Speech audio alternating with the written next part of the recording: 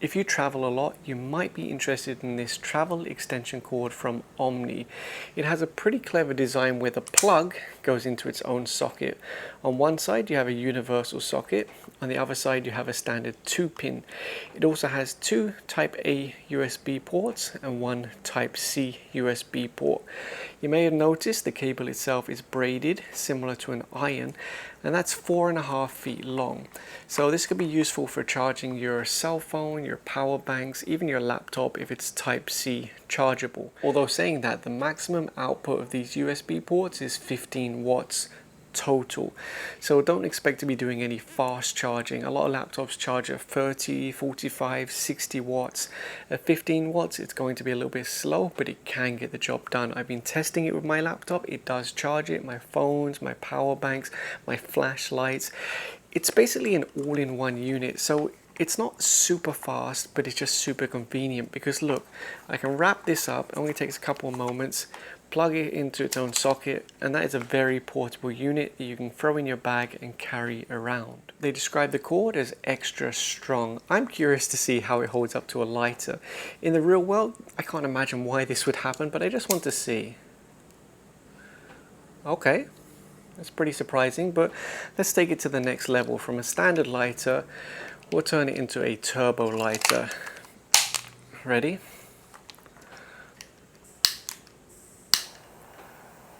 Oh look, I'm actually surprised.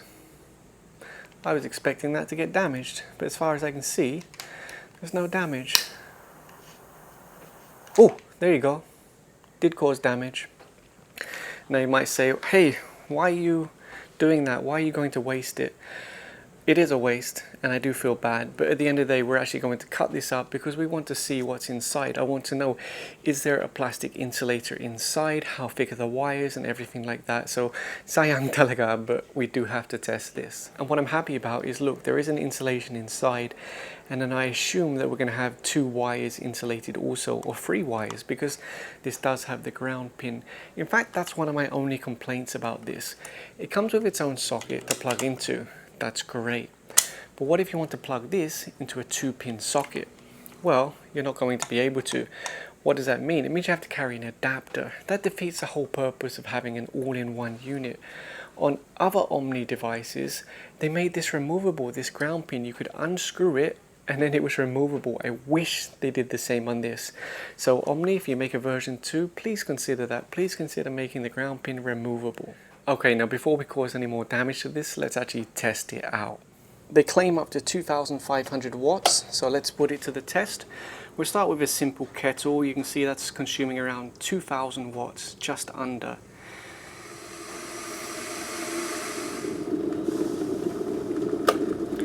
Okay, so we just finished now. That was a sustained load of around 2,000 watts for 2 or 3 minutes.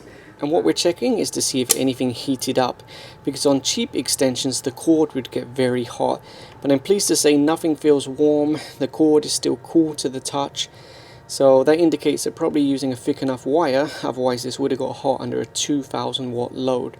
So that's a good start. Now let's test the USB ports. So I plugged in a Type-C cable along with a tester, and we'll plug the other end into my laptop. And it looks like that's drawing around 14.5 watts, 14.6 watts. So 15 watts is pretty much the maximum you can get out of this. Let's try and plug in my cell phone. Okay, so 7 watts. Yeah, so obviously there's no Qualcomm quick charge, there's no VOOC or any of the other quick charge technologies. It's just basic USB. 7.5 watts, not great, not terrible. Good enough for my travels, but might not be good enough for you. And I just realized I forgot to tell you one of my favorite features about this, the safety shutters. See here? So the idea of that is to protect children that might want to stick their fingers in there or stick an object in there to try and reduce the risk of a shock. Now obviously you are still responsible for your children, but there is a safety feature there to try and minimize the risk. So obviously we already tested the cable earlier. With a little bit of fire, it's okay. But if you keep it in one place long enough, it will eventually burn through. So let's cut this open and see what's actually inside. Again, I don't know why you would ever set your cable on fire, but I was just curious to see how tough it is. So let's go ahead and open this up. Now I hope the camera will focus well enough. You have the braid on the outside, then a plastic insulator, and then each wire is individually insulated. Very good, very, very good. That's one thing I must say, Omni have a pretty good reputation on their extension cords. So I think that pretty much sums up the video. It does what it says. Oh, one more thing in case anyone's curious. They say this can work on 110 volts or 220. So if you use it in another country, you should be okay, as long as you can plug this into their sockets. Again, this ground pin, I just wish they made it removable like the others. Now of course, I can break it off like that, and I've done that on countless appliances in the past. But I wish it was removable. And just to clarify, this video was not sponsored, reviewed or approved by Omni. I bought this myself. This sells for 700 pesos, but some resellers have it for 600 pesos. It's available in major hardware stores, Lazada, Shopee, all the regular places. The only problem now is I have to order another one because this is destroyed. Oh, in fact, why don't we open this up? Oh my goodness. It's early in the morning. Let's open this up and see what's inside.